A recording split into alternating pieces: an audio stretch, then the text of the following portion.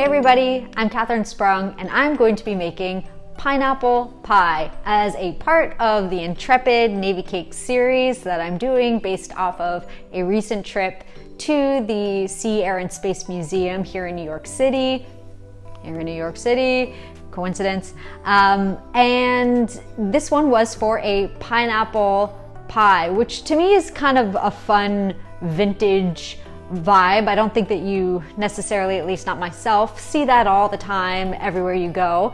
But these recipes were primarily based in the 40s to 70s, so I think it fits perfectly within that era there.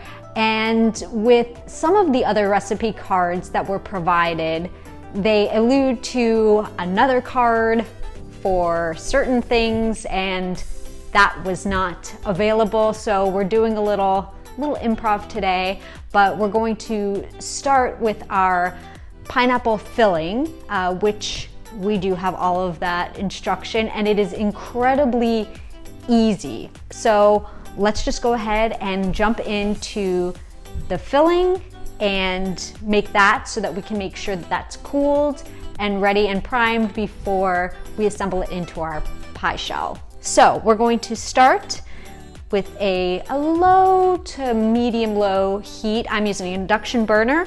Use whatever you got. We'll get that heated up. Then I have 26 ounces. So this recipe has also been scaled down quite a bit. It was meant for 17 pies, so just times this all by 17 if you're feeling frisky. But this one will be perfect for one pie. So I have 26 ounces of crushed pineapple. You can just get that right from the can and call it a day. If you want bonus points, you can do that yourself with a fresh pineapple and use a food processor to really grind that up into the same consistency. But I'm using a canned, that's what their recipe called for, so let's make it easy.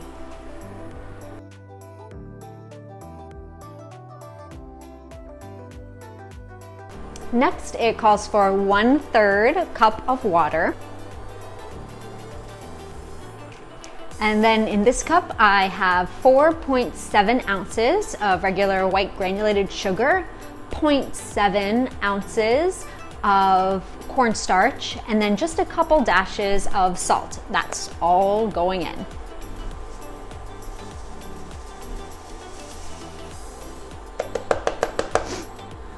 Once everything is in the pot, we're just going to stir it around pretty frequently with, if you have a wooden spoon or a rubber spatula, just to make sure that there's constant movement there. This is going to start to thicken up, and then once it starts to bubble a bit, you're almost ready. And just make sure that it looks nice and thick, and you'll get a feel for when it's ready.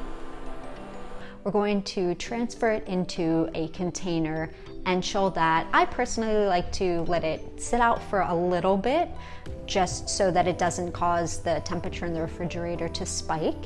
And then once it's a little bit cooler, you can pop it in there, let it chill.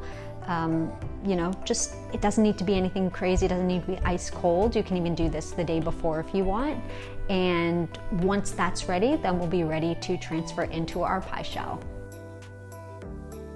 So our pineapple mixture is nice and cool now, so it's ready to be filled into our pie shell. Now, fun surprises. The recipe card gave instruction to look to another recipe card for the pie crust recipe. That was not available, so it's time to improvise. So I found my own recipe for the pie shell, for the pie crust, and went ahead and made that all before this. So this particular pie crust is a combination of butter and shortening, so we get that really nice flaky quality to it. So I'm actually going to do a lattice pie for this as well, but you can do whatever you'd like, find any recipe. You can even get a pre-made pie shell and call it a day, but I would recommend putting a top crust on this particular one just because it has that fruit filling. So we do want to kind of protect that a little bit. And also, who can be bad at extra pie crust? I don't know. So let's go ahead and get this filled and top crusted.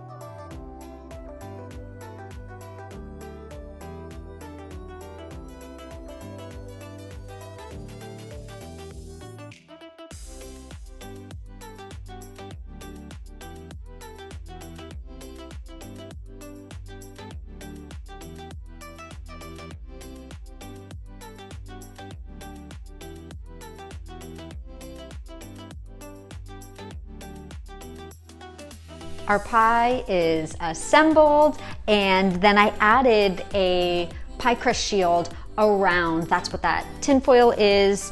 And this is just, it's not mandatory, but it'll definitely help. You can certainly home make this like I did, just using tinfoil and wrapping it around. It will prevent the edges of the crust from over baking and getting too burnt. So just a fun little tip there. They also sell them. You can find them online also if that's easier and you don't want to make it, but if you have tinfoil, I highly recommend.